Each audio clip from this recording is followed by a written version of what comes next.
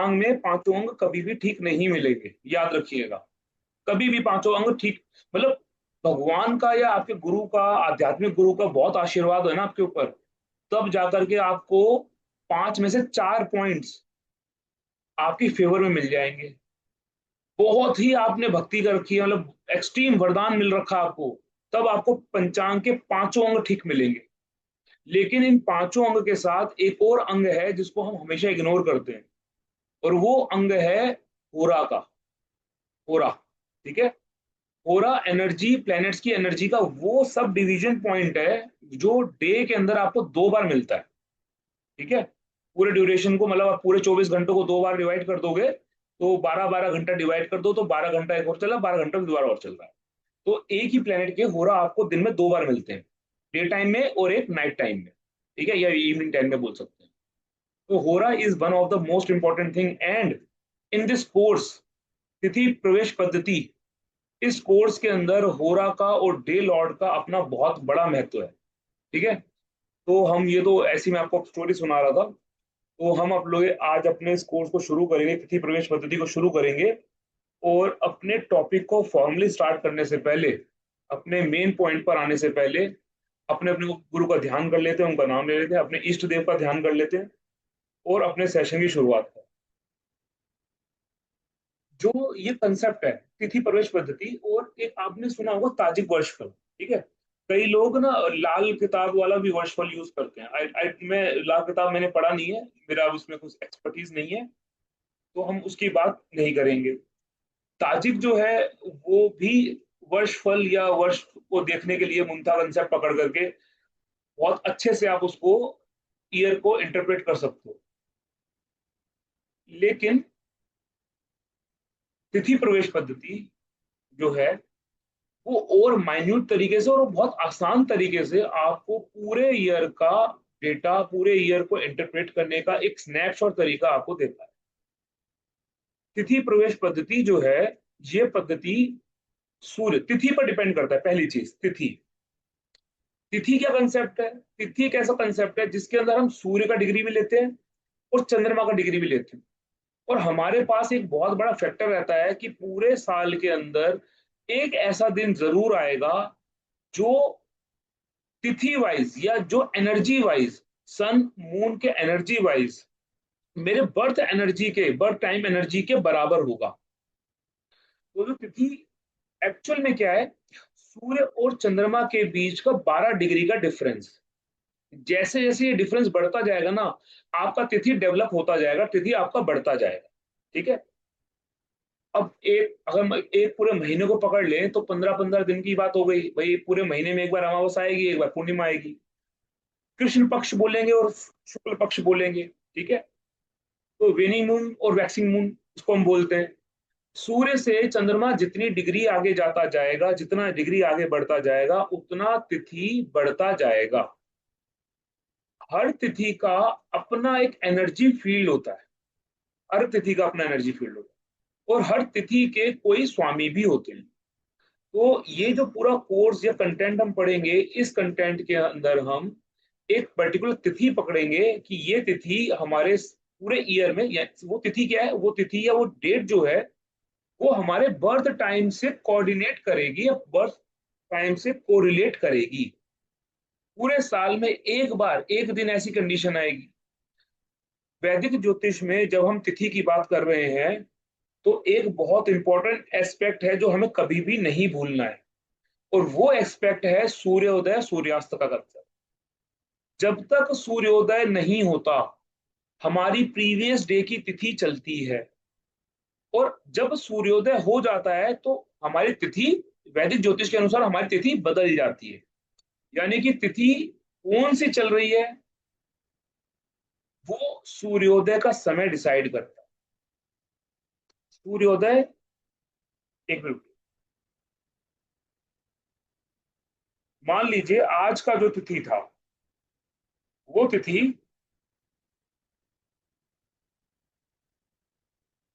प्रतिपदा है। प्रतिपदा, इसका अर्थ क्या है? इसका अर्थ ये है कि आज जब सूर्योदय हुआ तब प्रतिपदा तिथि थी, और कल सूर्योदय होने से पहले तक प्रतिपदा तिथि मानी जाएगी।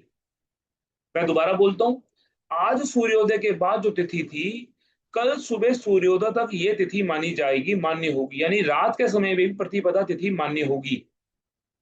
कल सूर्योदय जब हो जाएगा उसके बाद द्वितीय तिथि लग जाएगी सूर्योदय के बाद।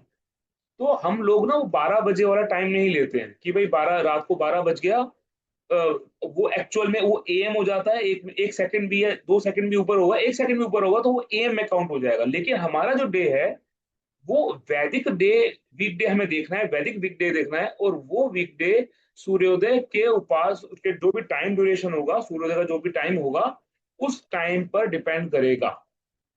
ठीक है, ये बात क्लियर है, इसमें तो कोई डाउट नहीं होगा। Yes sir. ठीक है, तो क्लियर है सर। ये बड़ा बेसिक कंसेप्ट है, बहुत बेसिक कंसेप्ट है। क्लास को, या जो मैंने ड्यूरेशन डिसाइड किया है कि 5 क्लासेस हम लोग लेंगे इस कंसेप्ट को समझने के लिए, हो सकता है ये थोड़ा सा जंप ऑफ कर जाए। ठीक है, तो बी रेडी कि हो सकता है आपको 7 क्लास 8 क्लास भी लेना पड़े। ठीक है, तो प्लान अकॉर्डिंगली, बिकॉज इस कंसेप्ट को जब मैं पढ़ाना शुरू करूंगा प्रॉपरली, तो मैं इसमें आपको पंचांग का ग्लिम्स जरूर दूंगा। पंचांग के जो बेसिक एनर्जी है वो मैं आपके साथ शेयर जरूर करूंगा। और जब मैं पंचांग के एलिमेंट्स पढ़ाने जाऊंगा तो उसमें थोड़ा समय लगेगा। ठीक है, तो हो सकता है कि 2 क्लास मैं आपको, या 3 क्लास में सिर्फ आपको पंचांग ही पढ़ा रहा हूँ, पंचांग का बेसिक एलिमेंट आपको समझा रहा हूँ कि कैसे काम करता है। तो बी रेडी फॉर दैट। तो अभी मैं आपके साथ कुछ स्क्रीन शेयर कर रहा हूँ, let me check.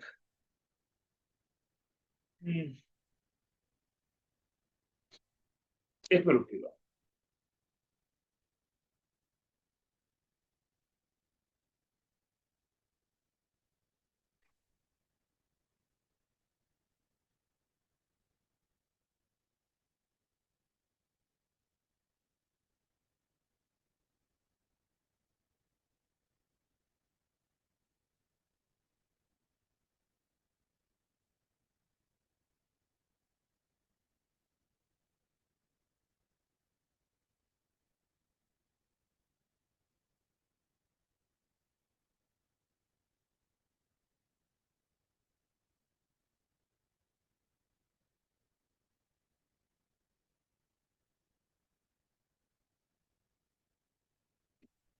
I hope आपको स्क्रीन विजिबल होगा, है ना। तो आज के सेशन के अंदर बड़ी बेसिक चीजों को हम समझेंगे, जो कि आगे आने वाले सेशंस के अंदर हमें हमारा पूरा जो बेस है वो आज की क्लास हमें वो बेस हमारी बन जाएगी। तो जैसा कि मैंने आपको बताया कि तिथि एक्चुअल में होती क्या है। तिथि सूर्य और चंद्रमा के डिस्टेंस, एंगुलर डिस्टेंस के बेस पे डिसाइड होती है। ठीक है, और जब भी तिथि प्रवेश चार्ट बनेगा तो आप क्या देखोगे, आप एक कंपैरिजन करोगे। और वो कंपैरिजन कैसा करोगे, आपके बर्थ चार्ट और आपके तिथि प्रवेश चार्ट के बीच में कंपैरिजन करोगे। और वो कंपैरिजन जो है, उस कंपैरिजन में एक फैक्टर कभी भी चेंज नहीं होगा। और वो फैक्टर है कि जिस समय आपका जन्म हुआ था उस समय तिथि क्या थी, कितना परसेंट तिथि कंप्लीट हो गई थी। और जब आप टीपी चार्ट बनाओगे तो टीपी चार्ट के अंदर भी आपको सेम डिग्री पर डिटेल मिलेगी, सेम डिग्री पर आपका उतना परसेंट आपका तिथि कंप्लीट हो चुका होगा। ठीक है, तो ये क्या चीज है इसको अभी आज हम देखेंगे, समझेंगे, मैं आपको चार्ट लगा के दिखाऊंगा। तो जैसा कि मैंने आपको पहले भी बताया था कि भाई ये जो तिथि प्रवेश का कंसेप्ट है इसके अंदर कुछ पॉइंट्स बहुत स्पेसिफिक यूज होने वाले हैं। सबसे पहले कि आपका तिथि प्रवेश चार्ट जन्म के समय जो तिथि थी, जो ये मान सकते हो जो एनर्जी अवेलेबल थी, सेम एनर्जी तिथि प्रवेश चार्ट के ऊपर भी बनती है। ठीक है, और जिस दिन तिथि प्रवेश चार्ट बनता है उस दिन का वार स्वामी कौन सा ग्रह है, it is one of the most important aspect of तिथि प्रवेश पद्धति। कि भाई वार स्वामी कौन है, किस समय, किस दिन, आपका वैदिक दिन बोल रहा हूं मैं, जब मैं दिन बोलूंगा तो आप वैदिक दिन को ही काउंट करेंगे। किस वैदिक डे पर आपका तिथि प्रवेश चार्ट बन के आया है और उस डे का स्वामी कौन है। क्योंकि ये जो वार स्वामी होता है ना, जिस दिन आपका तिथि प्रवेश चार्ट बनेगा उस डे का जो स्वामी है वो पूरे साल आपको एनर्जी देने वाला है। यानी कि आप फिजिकल एक्टिविटीज किस तरीके से करोगे, आपके पास एक एनर्जी है, वो एनर्जी को आप किस लेवल पे जाकर के लगाने वाले हो, आपके फिजिकल एफर्ट्स कैसे जाने वाले हैं, आपकी हेल्थ कैसे जाने वाली है, इस सारी की सारी चीजों पर वार स्वामी यानी कि तिथि प्रवेश जिस दिन हो रहा है उस दिन का वारेश कौन है, डे लॉर्ड कौन है, ये डिपेंड करता है।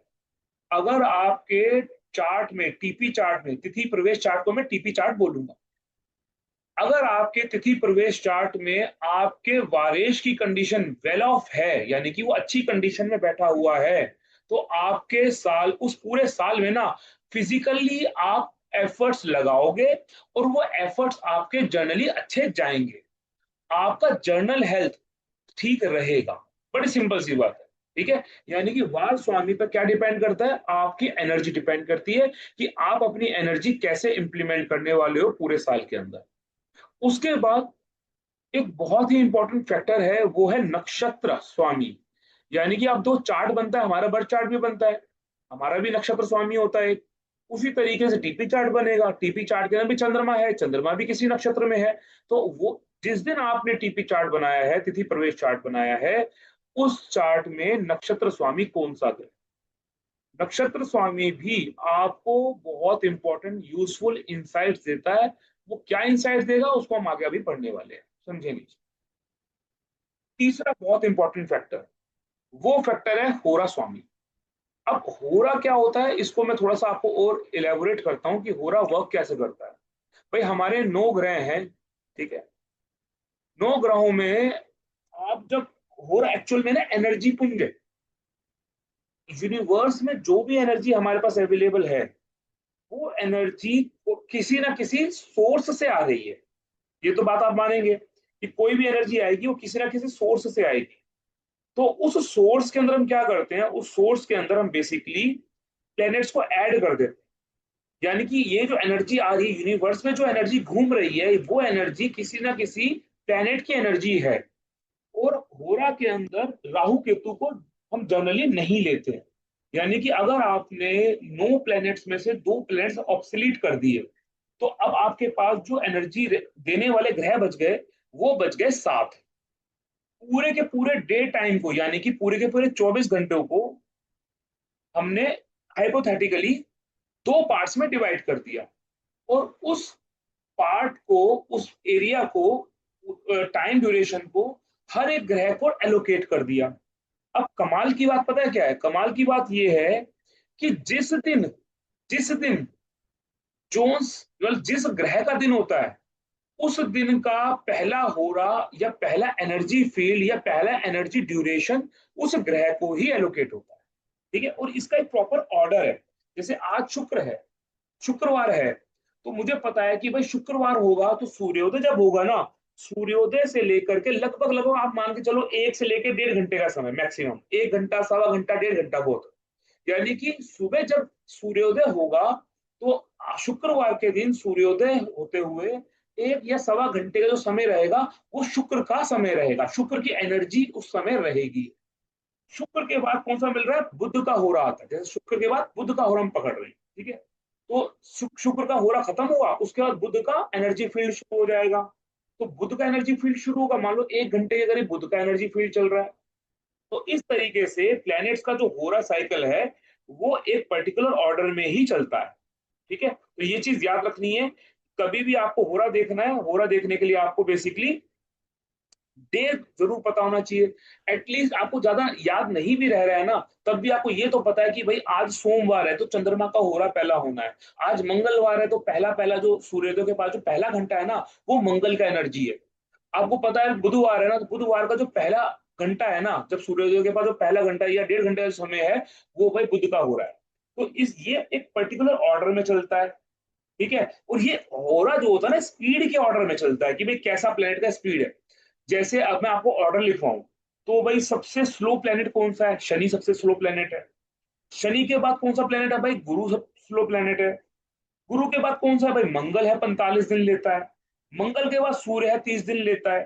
फिर शुक्र है, फिर बुध है। ठीक है, तो ये ऑर्डर है कि, और चंद्रमा सबसे फास्ट चलता है, तो चंद्रमा सबसे आखिरी में आ रहा है। यानी कि अगर आप प्लैनेट्स को उनके रनिंग स्पीड के अकॉर्डिंग अरेंज कर दो, तो you will get the order of energies कि भाई किसी भी दिन में कौन सा एनर्जी फील्ड वर्क करे, कौन सा हो रहा, कैसे चल रहा होगा। तो ये होरा वाली पॉइंट समझ में आया आपको? अगर नहीं समझ में आया तो मुझे बताइए, मैं आपको रिप्रेजेंटेशन देके बताता हूँ। मैं समझा ही देता हूँ क्योंकि बहुत इंपॉर्टेंट है, जनरली भी बहुत इंपॉर्टेंट है, आपको हमेशा काम आएगा। ठीक है।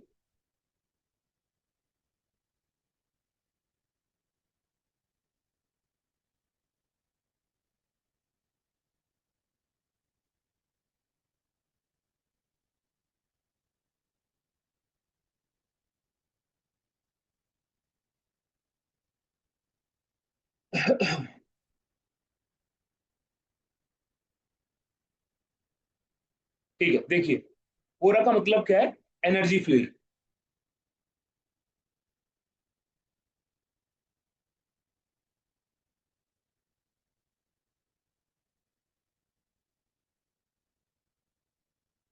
आपको मैं आपको एक बड़ी खास चीज बताता हूँ। होरा को यूज करना बहुत इंपॉर्टेंट है। आप अपने डेली एक्टिविटीज के लिए होरा को बहुत अच्छे से यूज कर सकते हो। जिस दिन, मतलब, एटलीस्ट आपको कुछ भी नहीं पता ना, आपको मुहूर्त नहीं पता, आपको कुछ नहीं पता, लगन आपको नक्षत्रों के बारे में नहीं पता, आपको कोई समस्या, मतलब कोई भी इश्यूज है नहीं पता है पंचांग को लेकर के, लेकिन आपको ये तो पता है ना कि गुरु एक अच्छा प्लेनेट है। आपको ये तो पता है ना, शुक्र एक अच्छा प्लेनेट है, चंद्रमा एक अच्छा ग्रह है, सूर्य जो है थोड़ा पाया से कमजोर है। तो एटलीस्ट आप होरा देख लो कि कोई आप इंपॉर्टेंट इवेंट कर रहे हो, तो पुराणों के किस प्लेनेट का एनर्जी इस समय यूनिवर्स में अवेलेबल है, एटलीस्ट इतना जरूर चेक करना सीख लो आप। तो मैं क्या कह रहा था कि प्लेनेट को डिक्रीजिंग ऑड, कौन है ये, मनोज जी? आप रिलैक्स कीजिए, स्क्रीन पे कुछ मत कीजिए, मैं लिख दूंगा स्क्रीन पे, ठीक है? चलिए। तो सबसे पहले क्या है, सबसे स्लो प्लेनेट बताओ कौन सा है? शनि सबसे स्लो प्लेनेट है। शनि के बाद दूसरे नंबर पे स्लो कौन सा है? गुरु। गुरु के बाद तीसरे नंबर पे स्लो कौन सा है? मंगल। मंगल के बाद चौथे नंबर पे स्लो प्लेनेट कौन है? सूर्य। सूर्य के पास कौन सा स्लो है? सूर्य के बाद शुक्र, और शुक्र के बाद बुध। शुक्र, बुध, और सबसे फास्ट हो गए चंद्रमा। तो आप अगर देखोगे ना, सबसे फास्ट, उससे कम, उससे कम, उससे कम, उससे कम, उससे कम, सबसे धीरे। तो ये एक ऑर्डर मिल गया आपको, ये एक ऑर्डर मिल गया। ठीक है। मैंने क्या बोला, आज फ्राइडे का डे है, फ्राइडे आज। ठीक है। तो फ्राइडे है, तो सुबह सुबह जो पहला हो रहा रहेगा ना, वो उस दिन के वार स्वामी का रहेगा। यानी कि फ्राइडे को मान लो 5:30 बजे सूर्योदय हो गया, तो अप्रोक्सीमेटली 1 घंटा 1.25 घंटे का समय मिलता है ग्रह को। तो 5:30 से 6:30 का जो समय रहने वाला है, मोटा मोटा एएम का, वो समय शुक्र की एनर्जी यूनिवर्स में ज्यादा होगी। ठीक है। शुक्र के बाद जो प्लेनेट की एनर्जी आएगी ना, वो आएगी बुध की एनर्जी, यानी सुबह 6:30 बजे से लेकर के लगभग 7:30, क्योंकि मैंने एक एक घंटे का डिवीजन दे दिया है, एक एक घंटे का रफली डिवीजन दे दिया है। तो सुबह 6:30 से 7:30 के बीच में जो एनर्जी रहेगी, वो बुध की रहेगी। बुध के बाद अगले घंटे में चंद्रमा का एनर्जी रहेगा। चंद्रमा के बाद साइकिल घूमेगा, कहां पे चलाएगा? शनि पे चला जाएगा। फिर शनि का एनर्जी रहेगा, फिर गुरु का एनर्जी रहेगा, फिर मंगल का एनर्जी रहेगा, फिर सूर्य का एनर्जी रहेगा। जब 1 2 3 4 5 6 7, लगभग 7 से लेके 8 घंटे पास ऑन हो जाएंगे, फिर से सूर्य के बाद किसका हो रहा आ जाएगा? फिर शुक्र का हो रहा आ जाएगा। इसका मतलब ये है, यही साइकिल बार बार रिपीट होती रहेगी जब तक कि पूरा दिन बीत नहीं जाता। यानी कि पूरा 24 घंटा नहीं हो जाता, मोटा मोटा बता रहा हूं मैं। जब तक 24 घंटे पूरे बीत नहीं जाते, यही एनर्जी का साइकिल घूमता रहेगा, घूमता रहेगा। ये बात क्लियर हो गई? Yes sir. Yes sir, yes sir. Easy है, कोई दिक्कत परेशानी नहीं है। ये याद रहेगा कि डिक्रीजिंग ऑर्डर ऑफ के ऑर्डर में रहेगा। मान लीजिए कल शनिवार है जी, कल शनिवार है, तो कल शनिवार है तो पहला होरा किस प्लेनेट का होना चाहिए बताइए? शनि का रहेगा। पहला होरा शनि का ही रहेगा, बिल्कुल सही बात है। ठीक है। दूसरा होरा गुरु का रहेगा, तीसरा होरा मंगल का रहेगा। ठीक है।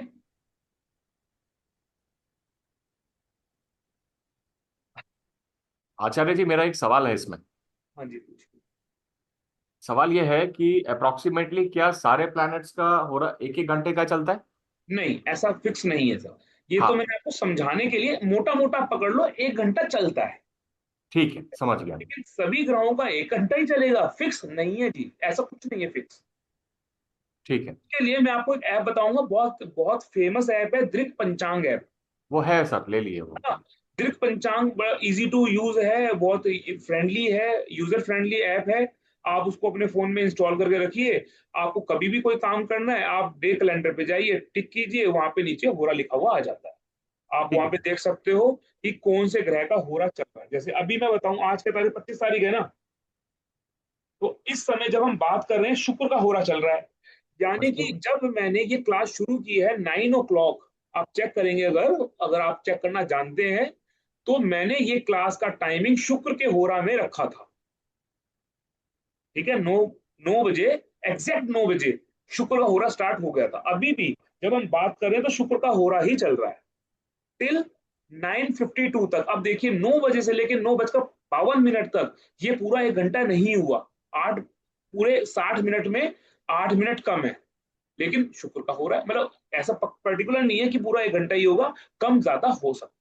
ठीक है, तो एवरेज में हम 1 आवर ले लेते हैं। ओके।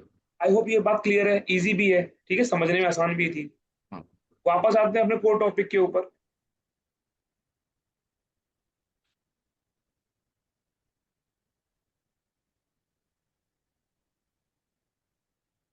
तो वी वर डिस्कसिंग अबाउट होरा। अब ये होरा है क्या? ठीक है, हमने समझ लिया कि भी एनर्जी फील्ड है, और वो एनर्जी फील्ड उस एक पर्टिकुलर प्लेनेट की एनर्जी फील्ड है। ठीक है, यूनिवर्स में उस समय वो ग्रह की एनर्जी रहती है। यानी कि अगर हम इस एनर्जी का इस्तेमाल एज पर आवर कन्वीनियंस करें, अब शुक्र का हो रहा है, तो शुक्र एक ग्रह ऐसा है जो आपको ज्योतिष का ज्ञान या आपको तंत्र मंत्र का गूढ़ ज्ञान देता है। ठीक है, शुक्र का एनर्जी है, तंत्र मंत्र का गूढ़ ज्ञान देने का एनर्जी है। राहु के पास तंत्र मंत्र का गूढ़ ज्ञान देने का एनर्जी है। तो जो शुक्र का होरा में हम लोग आराम कर सकते हैं। शुक्र के होरा के अंदर हम लोग कोई ऐसे काम कर सकते हैं जिसमें आर्टिस्ट का चीज हो, मतलब थोड़ा सा ब्यूटिफिकेशन का काम कर सकते हैं। तो उस होरा का एनर्जी आपको पकड़ना आना चाहिए। लेकिन हमारे लिए तिथि प्रवेश पद्धति के अंदर होरा लॉर्ड का इंपॉर्टेंस कैसा है? जिस प्रकार से मैंने आपको बताया था ना कि डे लॉर्ड यानी कि जो वारेश बोलेंगे हम, जो भी वार आ रहा है हमारा, उसका जो स्वामी है, वार स्वामी है, वो आपको बताता है कि पूरे साल आप एनर्जी लगाओगे कैसे, फिजिकल एनर्जी आप इंप्लीमेंट कैसे करोगे। होरा लॉर्ड बताता है एनर्जी लगेगी कहां पर। आपका होरा स्वामी तिथि प्रवेश चार्ट में जिस भाव में बैठा होगा, आप उस भाव में उस साल के अंदर अपना पूरा एनर्जी लगाओगे। वार स्वामी आपको बताएगा कि आप इस एनर्जी को लगाने कैसे वाले हो, एनर्जी कहां लगेगी, ये कौन बताएगा? होरा स्वामी बताएगा कि भाई एनर्जी लगाने का मतलब क्या है। भाई होरा स्वामी किसी ना किसी भाव में बैठेगा, यानी कि किसी ना किसी भाव के अकॉर्डिंग वर्क होने वाला है। तो जहां पर भी होरा स्वामी टीपी चार्ट में बैठेगा, आप उस साल में उस भाव के रिस्पेक्ट में कोई ना कोई काम करने वाले हो। ये बात क्लियर हो गई? एनर्जी कहां लगेगी, एनर्जी कैसे लगेगी, ये बताएगा हमारा डे लॉर्ड या वार, उस दिन का स्वामी। ठीक है, वार स्वामी। ये आई थिंक ये बात क्लियर हो गई आप लोगों को, 3 पॉइंट क्लियर हो गए। नक्षत्र का भी मैं कवर करूंगा, नक्षत्र को कैसे देखना है वो मैं कवर करूंगा। ठीक है, यहां पर आपने फोर्थ पॉइंट देखा है, जीरो साइन। ठीक है, अब ये जीरो साइन का क्या मतलब है? ये जीरो साइन का अपना बहुत ही बड़ा सिग्निफिकेंस है with respect to birth chart as well as TP chart. Zero sign यानी कि दग्ध राशि, जीरो साइन को हम बेसिकली दग्ध राशि भी बोलते हैं। और जब हम मुहूर्त पढ़ते हैं, जब हम मुहूर्त पढ़ने जाते हैं, तो वहां पर हम मुहूर्त पढ़ते समय हम दग्ध राशियों का बहुत ध्यान रखते हैं। अब दग्ध राशि का कंसेप्ट क्या है, मैं आपको थोड़ा सा शॉर्ट में बताता हूँ। इसको इलेबोरेट करूंगा आगे आने वाले क्लासेस में, इलेबोरेट करूंगा। हो सकता है हमारा एक पूरा का पूरा सेशन जो है वो सिर्फ दग्ध राशि को समझने में ही चला जाए। ठीक है, उसकी इम्प्लीमेंटेशन को समझने में ही चला जाए।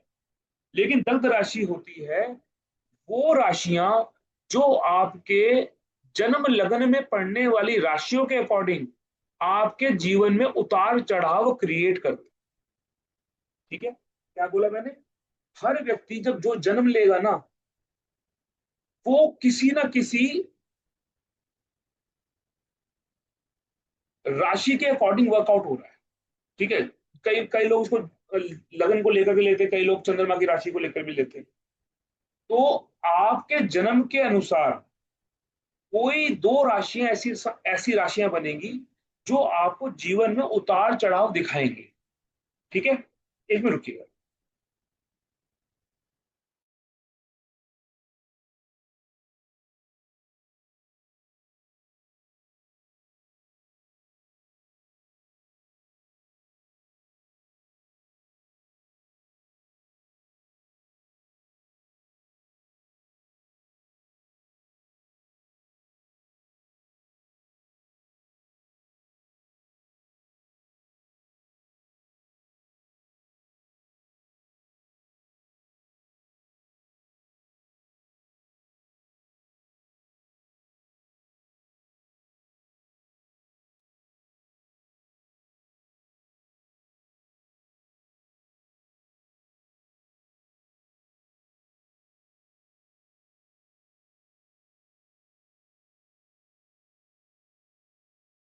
हाँ जी, तो जो आपका चार्ट बनेगा, जो आपका बर्थ चार्ट है, बर्थ चार्ट के अनुसार जो तिथि आ रही है आपकी, जो आपके तिथि के अनुसार कुछ दो राशियां बनेंगी जो आपको जीवन में उतार चढ़ाव देने के लिए आई हैं। ठीक है, लेकिन इस ये कौन सी ऐसी राशियां हैं जो आपको दुख देंगी, या जो ये राशियां जिस भाव में पड़ेंगी आपके चार्ट में, वो आपको जीवन के उतार चढ़ाव दिखाने के लिए उस भाव को लेकर के आपके जीवन में उतार चढ़ाव आएंगे।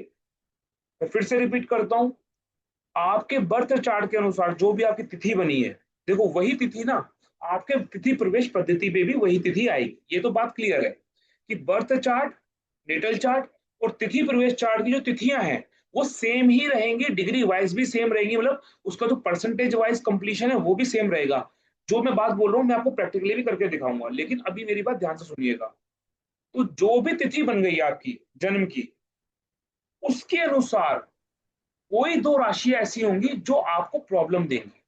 अब चार्ट में वो दो राशियां तो लगन के अनुसार बनेंगी, भाई कहीं भी पड़ सकती हैं वो दो राशियां। तो आपके लिए हर व्यक्ति की तिथि के अनुसार वो दग्ध राशि कौन सी है और आपके बर्थ चार्ट में वो किस भाव में आ रही है, वो भाव से आपको पीड़ा मिलने वाली है। सिमिलरली जब टीपी चार्ट में आप, टीपी चार्ट हम बनाएंगे, तिथि प्रवेश चार्ट हम बनाएंगे, तिथि प्रवेश चार्ट में वो दग्ध राशियां कौन से भाव में पड़ रही हैं, उस भाव के रिस्पेक्ट में उस वर्ष आपको उतार चढ़ाव देखने को मिल सकता है। ठीक है, तो अभी तक जो हमने बात देखी सुनी वो प्रैक्टिकली हमने सुन ली, समझने की कोशिश कर ली। अब ये चार्ट कास्ट कैसे होता है, किस तरीके से हम इसको बनाएंगे, तो कैसे इंटरप्रेट इसको करना शुरू करेंगे, तो थोड़ा सा प्रैक्टिकल पार्ट अब उसको हम देखना शुरू करते हैं, ताकि मैं आपको पहले आज के सेशन में ये समझा दूं कि तिथि प्रवेश चार्ट कास्ट कैसे होता है, दोनों चार्ट से लग्न, जो आपका नेटल चार्ट है और जो आपका तिथि प्रवेश चार्ट है, उन दोनों के बीच में कंपैरिजन कैसे होता है, और ये जो अभी हमने पॉइंट्स पढ़े इनका थोड़ा प्रैक्टिकल इंप्लीमेंटेशन देखते हैं छोटे लेवल पे। चलिए,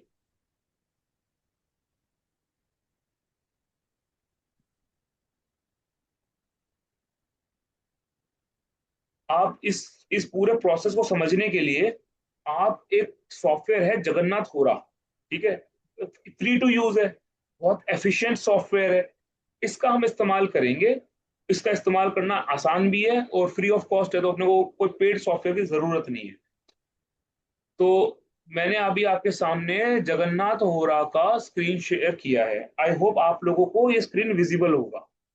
is it visible to you? Yes, Yes, sir. sir.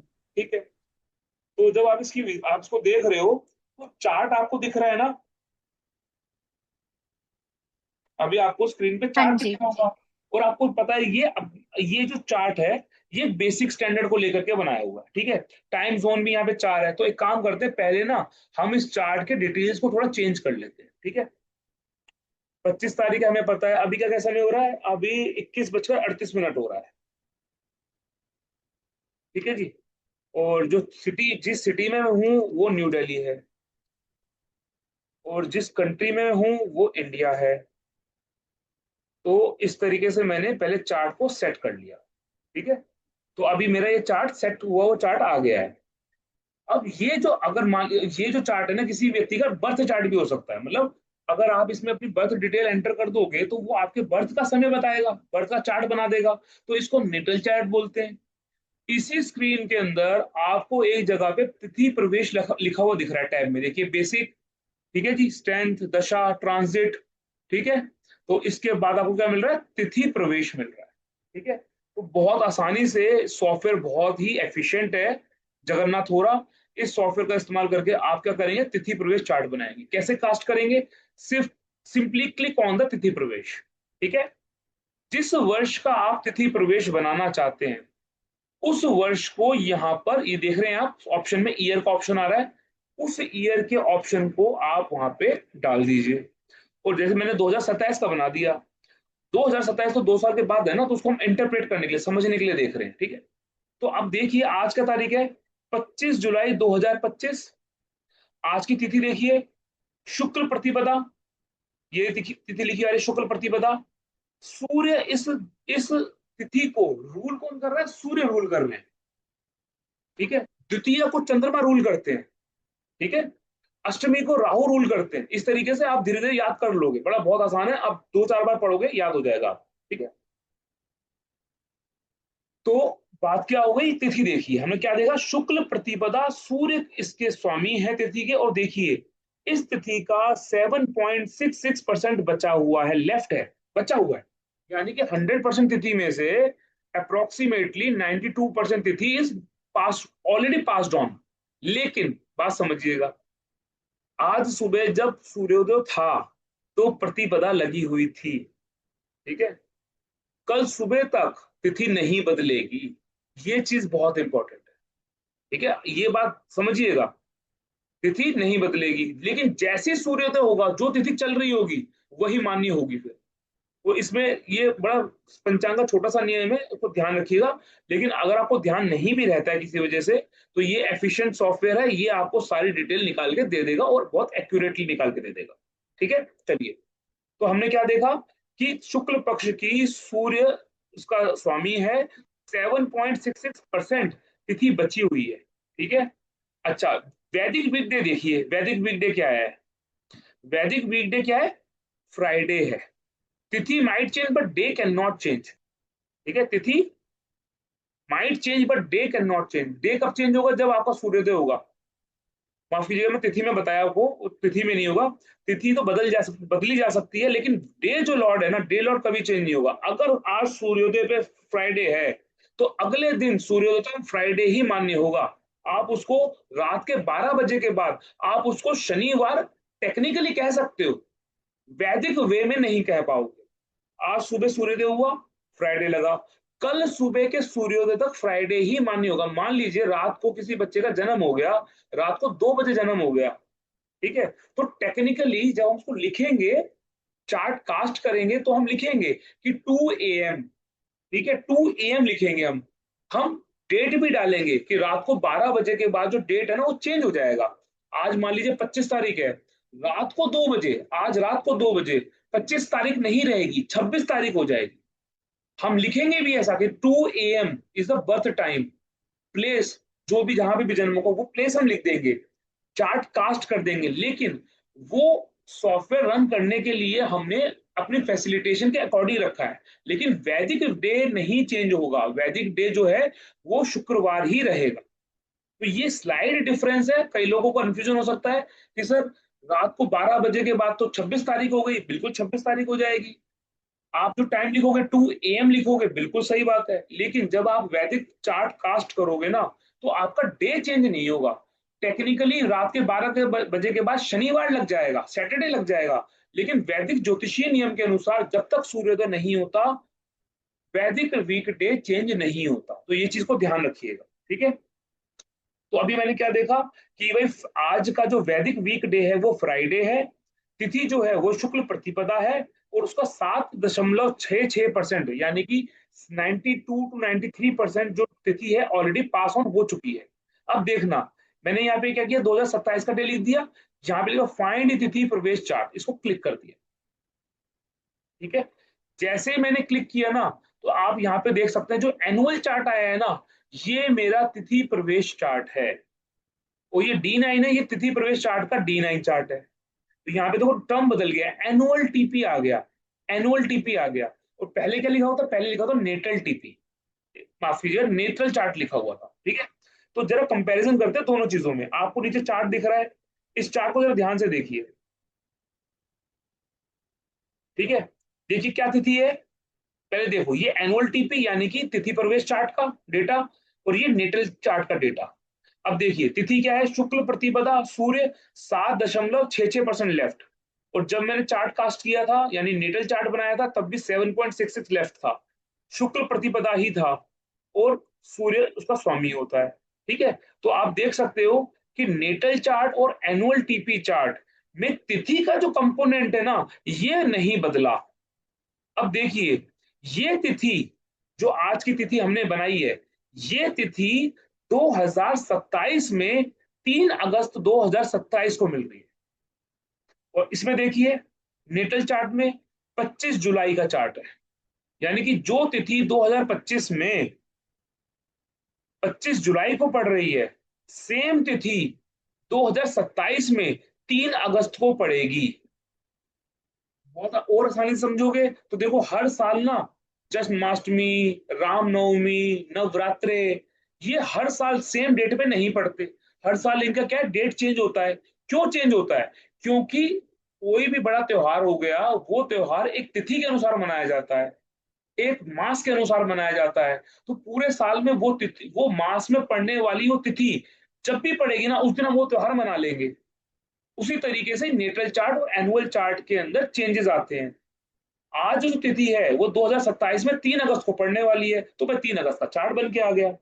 Important important question is that कि तिथि चेंज नहीं हुई, जो कंपोनेंट आज नेटल चार्ट का है वही कंपोनेंट तिथि प्रवेश चार्ट का है। अब देखिए एक और चीज, उस दिन वैदिक वीकडे क्या था, आज का वैदिक वीकडे क्या है, फ्राइडे है, शुक्रवार है। लेकिन जब ये तिथि बनेगी 3 अगस्त को, उस दिन का वैदिक वीकडे कौन, लॉर्ड कौन सा है भैया, मार्स है, और डे कौन सा है, ट्यूसडे है। देखिए नक्षत्र तो देखिए, नक्षत्र के अंदर जो है वो सिमिलैरिटी है, लेकिन नक्षत्र का कंप्लीशन कंप्लीट नहीं है। यहाँ पे 76% लेफ्ट है, यहाँ पे 18% लेफ्ट है। और जब भी सेम नक्षत्र मिलता है ना, सेम नक्षत्र मिलता है, तो उसका भी अपना एक सिग्निफिकेंस है, वो भी हम पढ़ेंगे समझेंगे आगे आने क्लासेस में। तो योग देखिए, क्या योग आया उस दिन का, मतलब आज का क्या योग है, सिद्धि योग है आज का। ठीक है, और यहाँ पे उस दिन क्या योग होगा, मतलब 2027 में क्या योग है, व्यतिपात योग होगा। ठीक है, करण के देखिए, यहाँ पे भव करण करण है, यहाँ पे भव करण है, दोनों के दोनों का करणों का जो डिग्री है कंप्लीशन, वो अप्रोक्सीमेटली सेम टू या एग्जैक्टली सेम टू सेम। ठीक है, होरा लॉर्ड देखिए, उस समय जब तिथि प्रवेश चार्ट बनेगा तो होरा लॉर्ड क्या है, चंद्रमा है, उस साल का होरा लॉर्ड चंद्रमा है। लेकिन आज मेरे बर्थ चार्ट का जो होरा लॉर्ड है ना, वो इस समय मरकरी चल, और उसमें डिग्री भी दी हुई है, 5 मिनट साइन टॉरस। ठीक है, डिटेल भी दिया हुआ है। तो ये कंपैरिजन आपको समझ में आया कि तिथि क्या है, सेम है, सेम कंपोनेंट है। आज मेरा जन्म हुआ है, मेरे जन्म का जो कंपोनेंट ऑफ तिथि है वो मेरे हर साल के तिथि प्रवेश चार्ट के साथ मैच करेगा ही करेगा। ठीक है, सेम तिथि, सूर्य और चंद्रमा के बीच में सेम एंगुलर डिफरेंस जब भी आएगा साल में, उस दिन का चार्ट मैं कास्ट करूंगा। दैट इज माय तिथि प्रवेश चार्ट। वीक डे चेंज हो सकता है, योग बदल सकते हैं, नक्षत्र बदल सकते हैं, ठीक है, करण तक बदल सकते हैं, लेकिन पंचांग का जो तिथि का कंपोनेंट है ना, वो कभी नहीं बदलेगा। बाकी कंपोनेंट भी सेम आ सकते हैं, मैं ये नहीं कहूंगा सेम नहीं आ सकते, सेम आ सकते हैं, लेकिन इन सारे कंपोनेंट में जो तिथि का कंपोनेंट है ना, वो चेंज नहीं होने वाला। Are you getting this point, ये पॉइंट समझ में आ गया होगा आपको इजिली। अगर आपको Yes, sir. पूछिए।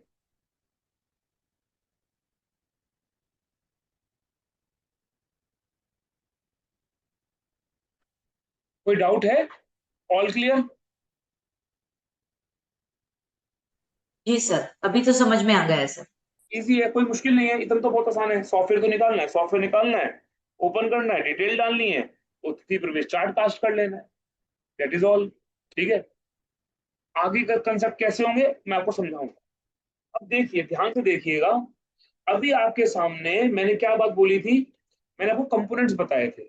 पहला कंपोनेंट मैंने क्या बताया था आपको? वार स्वामी। मैंने बताया था ना कि चार कंपोनेंट अभी मैंने बताया था ना, वार स्वामी बताया था, नक्षत्र बताया था, नक्षत्र स्वामी बताया था, फिर हमने होरा को यस सर, बताया यस था सर। कौन सा है, फिर हमने बताया जीरो साइन कौन से। ठीक है, तो ये चारों कंपोनेंट को ना मैं आपको आज प्रैक्टिकली समझाता हूँ कि क्या कैसे देखना है। ठीक है, बाकी कंपोनेंट हम डिस्कस करेंगे एक एक करके क्लासेस के अंदर, बहुत अच्छे से मैं समझाने की कोशिश करूंगा। लेकिन अभी के लिए ये चार पॉइंट्स में डिस्कस करते हैं, मोटे मोटे रूप से डिस्कस करते हैं। ठीक है, आज की तिथि, उल्टा चलता हूं मैं, रिवर्स ऑर्डर में चलूंगा। आज की तिथि क्या है जी? प्रतिपदा तिथि है। प्रतिपदा तिथि बॉन्ड लोगों को तुला और मकर राशि से प्रॉब्लम होती है, ये आप नोट कर सकते हैं। ये आपको नोट करना है, ये पॉइंट बहुत इंपॉर्टेंट है। हालांकि मैं पूरी डिटेल आपको दे दूंगा कौन सी तिथि में कौन सी दग्ध राशि बनेगी, या किसी भी मुहूर्त की किताब के अंदर आपको चीज मिल जाएगी दग्ध राशियों का लिए। लेकिन अभी के लिए आप नोट समझिए, प्रतिपदा तिथि के अंदर तुला और मकर राशि जो है वो प्रॉब्लम क्रिएट करती है। और प्रतिपदा तिथि जो है उसको रूल कौन कर रहा है? सूर्य रूल कर रहे हैं। तो इसका तत्व ना, इसके रूलर जो है ना अग्नि होते हैं। प्रतिपदा तिथि के जो रूलर हैं वो अग्नि होते हैं। और जो तिथि जिस ग्रह को समर्पित है वो ग्रह सूर्य है। ठीक है, तो आज समझेंगे। प्रतिपदा तिथि में मैंने क्या बोला? अब चार्ट को देखिए, एनुअल चार्ट को देखिए। मैंने आपको बोला कि दो ऐसी राशियां जो प्रॉब्लम क्रिएट कर रही है, कौन कौन सी राशि है बताइए? तुला और मकर। Libra and Capricorn. तुला और मकर। अब इस चार्ट में देखिए तुला कहां पर है, तुला राशि कहां पर आई है? Second house. Second second, house. Second house में आई है। यानी कि जिस भी व्यक्ति का, अब 2027 का है ना, इन 2027 में इस व्यक्ति को सेकंड हाउस के संदर्भ में समस्याएं आ सकती हैं। हाईली प्रोबेबल उस इस बात की कि सेकंड हाउस के संदर्भ में समस्याएं आए, ये बहुत प्रोबेबल है। सेकंड हाउस, क्योंकि यहाँ पे तुला राशि आई है। और दूसरी राशि कौन सी बताई मैंने? Capricorn, fifth house. Fifth house, very good, मकर राशि। यानी कि इस व्यक्ति को 2027 में इस चार्ट के अनुसार, इसकी प्रतिपदा तिथि के अनुसार, ये 7 नंबर की राशि तुला राशि जिस भाव में पड़ेगी उस भाव से समस्या आ सकती है। मकर राशि जिस भाव में पड़ेगी वो भाव से समस्या आ सकती है। यानी कि 2027 के लिए इस व्यक्ति के लिए second house and fifth house की कंडीशंस या इन हाउस से संबंधित इश्यूज आने की बहुत बहुत संभावनाएं हैं। अब हम लोग चलते हैं देश काल पात्र के अनुसार, एक नियम है ना हमारा, देश काल और पात्र। अब दो बच्चा 2025 में पैदा होगा, वो 2027 में 2-3 साल का ही तो होगा, 2 साल का ही तो होगा। यस और नो? Yes sir. और all mothers and father can relate this point कि 2 साल की उम्र में बच्चों को, क्योंकि बच्चे खाना खाना शुरू कर देते हैं। ठीक है, मतलब 2 साल तक बच्चे तो दूध भी पीते हैं, तो उसके बाद थोड़ा थोड़ा सॉलिड, सेमी सॉलिड जो फूड कंपोनेंट है वो पेरेंट्स बच्चों को थोड़ा थोड़ा खिलाना शुरू कर देते हैं। ठीक है, तो 2 साल के बाद जब ये बच्चा होगा, 2 साल के बाद जब इसका सेकंड हाउस और seventh house, fifth house activate होगा, तो डोंट यू थिंक सो कि ये बच्चे को फूड का प्रॉब्लम हो सकता है? फूड के डाइजेशन से रिलेटेड समस्या हो सकती है। अब इसके फैमिली में डिस्प्यूट्स हो रहे हैं, इसको पैसा नहीं मिल रहा, या ये बच्चा पढ़ाई में मन नहीं लगा रहा। 2 साल के बच्चे का पढ़ाई में कैसे मन लगेगा? इम्पॉसिबल चीज है। लेकिन हाँ, सेकंड हाउस और फिफ्थ हाउस के रिस्पेक्ट में बच्चे का हेल्थ इश्यूज हो सकते हैं। ठीक है, अब वो चीजें हम बाद में रिपोर्ट करेंगे, लेकिन अभी हम समझते हैं कि कैसे दग्ध राशि को कैसे कोडिंग करना है, कैसे लोकेट करना है। ये ऐसी मैं पूरी आपको लिस्ट देने वाला हूं कि भाई प्रतिपदा बॉन्ड के लिए ये दग्ध राशि है, द्वितीय के लिए ये दग्ध राशि है, हर एक तिथि के लिए 2 दग्ध राशि बन जाती है। ठीक है, वो कि पूरे चार्ट में जिस भाव में वो भाव के संदर्भ में समस्या आने वाली है सोने में अभागा क्या है? सोने पे अभागा ये है कि जिन भाव की हम बात करेंगे कि दग्ध राशि जिस भाव में आ रही है, अगर वो भाव पाप कर्तरी में है, अगर उस भाव पर कोई मेलिफिक इम्पैक्ट आ रहा है, उस भाव में मेलिफिक प्लैनेट बैठे हुए हैं, तो इस चीज के होने की या प्रोबेबिलिटी ऑफ हार्म होने की संभावना बदल बढ़ जाएगी, प्रोबेबिलिटी बढ़ जाएगी समस्या आने में। ये बात क्लियर है कि दग्ध राशि का कंसेप्ट कैसे पकड़ना है? अभी जब हम इसको प्रैक्टिकली हम जो अब हम एडल्ट लोग हैं, ठीक है, अपने में से जो चार्ट्स को लगाएंगे उसमें समझने की और अच्छे से कोशिश करेंगे ये कैसे वो वर्कआउट करता है। लेकिन अभी के संदर्भ में बात समझ में आ गई कि दग्ध राशि कैसे लोकेट करनी है, तिथि के अनुसार लोकेट करनी है। जिस तिथि पे आप बॉर्न हो उस तिथि के रिस्पेक्ट में दो राशियां हैं, उन राशि को टीपी चार्ट में चेक करना है कि कौन से भाव में पड़ रहा है, और उस भाव की कंडीशंस को चेक करना है, उस भाव के स्वामी को चेक करना है। Are you getting this point? Clear है? ठीक है जी। ठीक है जी। अब आप बोलोगे सर आपने ना एक पॉइंट बोल दिया कि इस बच्चे के ना फूड का इनडाइजेशन का प्रॉब्लम होगा। होता है मन में बात की फूड इनडाइजेशन की बात ही क्यों कही गई है, उसके पीछे कोई मेजर रीजन होना चाहिए ना कि भाई क्यों कही गई है। सेकंड हाउस से हम खाना खाते हैं, second house Lord placed in 11th house, चंद्रमा के घर में, चंद्रमा भोजन है, केतु माइक्रोब्स हैं, ठीक है, केतु माइक्रोब्स हैं, मून फूड है, कंडीशन बन गई। दूसरा, पेट के स्थान में राहु है जो इन्फेक्शन क्रिएट कर सकता है। सिंपल, 2 साल के बच्चे में के पेट में इन्फेक्शन हो सकता है ड्यू टू फूड, कि अच्छी क्वालिटी का फूड नहीं मिला या कंटेंट जो बासी खाना है वो वैसे पेरेंट्स करते नहीं है लेकिन कभी गलती से हो सकता है। ठीक है, आई होप ये पॉइंट क्लियर हो गया होगा। आगे बढ़ते हैं। हमने पॉइंट देखा था कि होरा स्वामी। अब देखो, ये व्यक्ति जब जन्म लिया, ये व्यक्ति का जन्म जब जन्म हुआ, होरा की को हमें और अच्छे से समझेंगे लेकिन मैं आपको भी सब पॉइंट्स क्लियर कर रहा हूं। अब ये जिस व्यक्ति का जन्म हुआ उस समय देखो होरा का ग्रह कौन, स्वामी कौन था? मरकरी था जब जन्म हुआ था। अब इस साल में होरा का स्वामी कौन है? मून है। मैंने आपको क्या बताया था होरा के बारे में? होरा स्वामी कुंडली में जिस भाव में बैठेगा उस भाव के संदर्भ में आपका एनर्जी लगेगा, उस वो साल उस भाव को लेकर के आप बार बार कोई ना कोई इवेंट करोगे। ठीक है, अच्छा, ये जिसका हमने चार्ट बनाया, बच्चे का हाइपोथेटिकल चार्ट बनाया, उसका होरा स्वामी कौन था भाई? चंद्रमा था। चंद्रमा कहाँ बैठा है? अपने ही घर में बैठा हुआ है। क्या उसके कोई शत्रु उसके साथ बैठे हैं? हाँ जी, शत्रु उसके साथ बैठे हुए। एक तरफ वीनस बैठा हुआ है, एक तरफ केतु बैठा हुआ है, यानी कि ये होरा स्वामी अपने घर में होते हुए भी राहु केतु के एक्सिस में आ गया है। ठीक है, तो होरा स्वामी की कंडीशन बहुत ही हद तक हम इंटेक्टफुल नहीं मान सकते कि राहु केतु के साथ जब भी चंद्रमा का योग बनता है तो व्यक्ति को इमोशनल प्रॉब्लम्स आती हैं। ठीक है, चंद्रमा जो होता है वो दूध होता है। ठीक है, तो ये बच्चे को 2 साल की उम्र में अगर दूध खराब मिलेगा तो इसका पेट खराब हो जाएगा। दूध के अंदर कंप्लेंट होने की वजह से, कुछ कंटामिनेशन होने की वजह से प्रॉब्लम हो सकती है। चंद्रमा तो 4th हाउस में माफ कीजिएगा, 4 नंबर की राशि 11th हाउस में बैठा हुआ है। 11th house is house of desires, लेकिन छोटे बच्चे की क्या डिजायर होगी? वो तो खेलना चाहेगा, बस इधर उधर भागना चाहेगा। 2 साल का बच्चा चलने लग जाता है, 2 साल का बच्चा चलने लग जाता है। ठीक है, तो क्या वो कहाँ ही उसकी डिजायर्स होंगी? बस खेलने तो मुझे यही चाहेगा वो बच्चा। ठीक है, लेकिन ये बच्चे के 11th हाउस के इवेंट्स बहुत हाईली प्रोबेबल हैं होने। अब 11th हाउस से आप क्या क्या देख सकते हो? आप देखो, 11th हाउस जो है हमारे मदर का हेल्थ इश्यूज दिखाता है, हमारी मदर को प्रॉब्लम क्रोनिक डिजीज दिखा सकता है, हमारे फादर की फैमिलीज को या सिबलिंग्स को दिखा सकता है। ठीक है, वो भी हम, आप समझिएगा बस, जिस भाव में होरा स्वामी है वो भाव एक्टिवेटेड है इस साल, उस भाव के संदर्भ में इवेंट्स होने बहुत लाजमी है। ठीक है, होरा स्वामी एनर्जी कहाँ लगाओगे? होरा स्वामी बता। अब आ गए भाई वार स्वामी। हमने वार स्वामी भी पढ़ना, नक्षत्र तो देखेंगे। नक्षत्र चलो देखते हैं, नक्षत्र क्या है भैया? अश्लेषा नक्षत्र है। किसका नक्षत्र है? बुध का नक्षत्र है।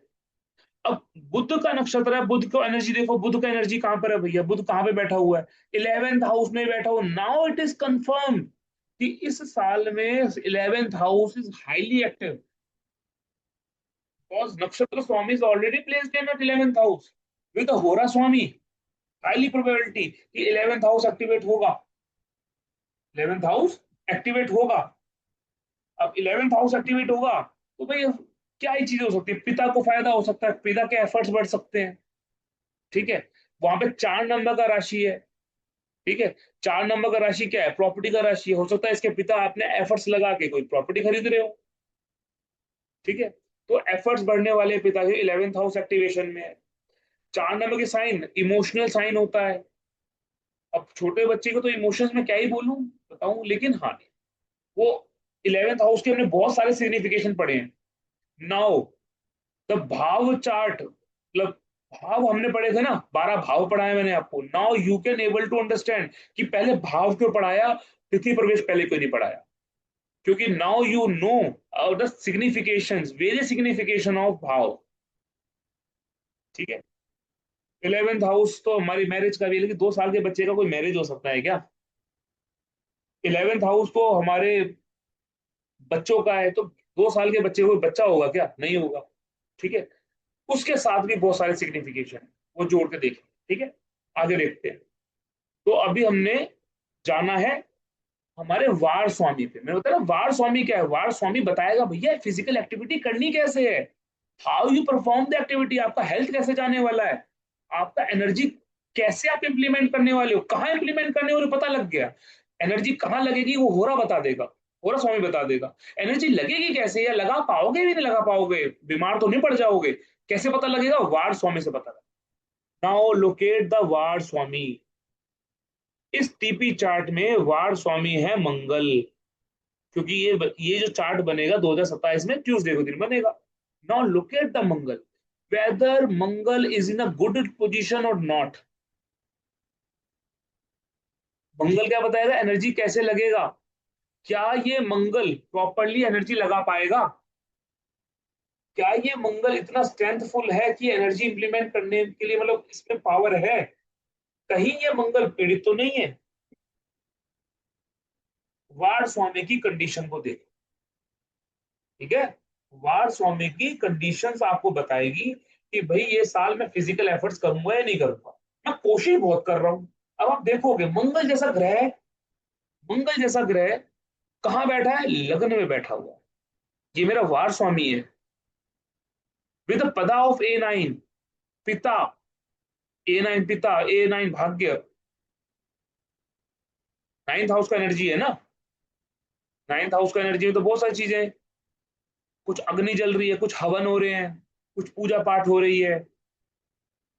A9 है ना, मंगल साथ में है। 6 नंबर का साइन है, अगेन हेल्थ इश्यूज को लेकर के दिखा रहा है। 6 नंबर के साइन के पास एनर्जी है ना आपको हेल्थ इश्यूज देने की। और मंगल जैसा ग्रह जो देह का स्वामी है, जो देह का रिप्रेजेंटेशन करता है, फिजिकल बॉडी का रिप्रेजेंटेशन करता है, एनर्जी का रिप्रेजेंटेशन करता है, कहाँ लग्न में बैठा हुआ है? बुध की राशि में बैठा हुआ है, जो उसका शत्रु होता है। तो मंगल जैसा ग्रह बुध के साइन में जाएगा तो कोई ना कोई प्रॉब्लम क्रिएट करेगा ही करेगा। मंगल जैसा ग्रह 6 नंबर के साइन में जाएगा, बुध के साइन में जाएगा स्पेसिफिकली, तो आपके द्वारा कोई ना कोई आप एक्सीडेंट प्रोन हो सकते हो, क्योंकि आप केयरलेसनेस दिखाओगे। छोटा बच्चा केयरलेसनेस दिखाता है ना, छोटे बच्चे को पता नहीं है क्या अच्छा है क्या बुरा है, केयरलेसनेस दिखाएगा, तो चोट लगने की संभावना बन जाएगी। यानी कि जो आपके एफर्ट्स है ना, वो एफर्ट्स, क्योंकि वार स्वामी का काम है एफर्ट लगना कैसे है, तो आपके जो फिजिकल एनर्जी है वो बहुत अच्छी कंडीशन में नहीं लगने वाली। और more than that it shows कि देह का आपको नुकसान होगा। अब इसके पीछे एक और कारण है, अब आप कारण देखो। ये मंगल इस चार्ट में 3rd लॉर्ड भी है और 8th लॉर्ड भी है। The 8th lord is in a lagna, और दूसरा एक ऐसे साइन में जिसका जो स्वामी है वो आपको सपोर्ट नहीं करता। बुध मंगल को सपोर्ट नहीं करता। बुध बोलता है लॉजिक लगाओ, उनको क्या बोलते हैं, दिमाग लगाओ। मंगल बोलता है मैं दिमाग नहीं लगा सकता भाई, मैं तो बॉडी बिल्डर हूँ, मुझसे तो मेहनत करवा लो, मैं तो मतलब बंडल वो डंबल उठा लूंगा, वेट लिफ्टिंग कर दूंगा, मैं दिमाग नहीं लगाता। ठीक है, तो वो कंडीशन बनती है।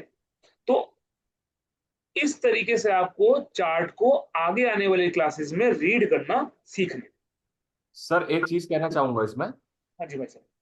इसमें हमें ट्राइनल जो कनेक्शन बन रहा है वो भी देखना है, जैसे इसमें मार्स के साथ राहु ट्राइन में है। आप जैसे चार्ट को इंटरप्रेट करते हो ना सर, जी।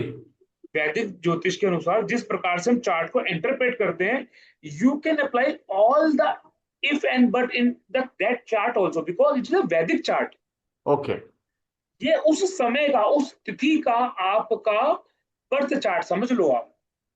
ठीक है, गॉट इट, गॉट इट। ठीक है, बस इसमें थोड़ी सी चीजें और देखनी है। अभी हम बहुत सारे रूल्स करने वाले हैं, पंचांग का को पढ़ने वाले हैं, पंचांग की एनर्जी को हम समझने वाले हैं। नक्षत्र तो मैं कवर नहीं कर पाऊंगा टू बी वेरी फ्रैंक, लेकिन हाँ मैं आपको मोटी मोटी चीजें जरूर बताऊंगा जो इस कंसेप्ट को समझने के लिए इंपॉर्टेंट है। ठीक है, नक्षत्र का तो मैं आपको लेके भी नहीं जाऊंगा। और बताओ, ऊपर लेवल पे ही, सुपरफिशियल लेवल पे ही मैं आपको टॉपिक पूरा समझा दूंगा, उतना आपको अंदर घुसने की जरूरत ही नहीं पड़ेगी नक्षत्र लेवल तक। ऊपर से ही जितना समझाऊंगा बताऊंगा वो आपको क्रिस्टल क्लियर हो जाएगा। ठीक है जी।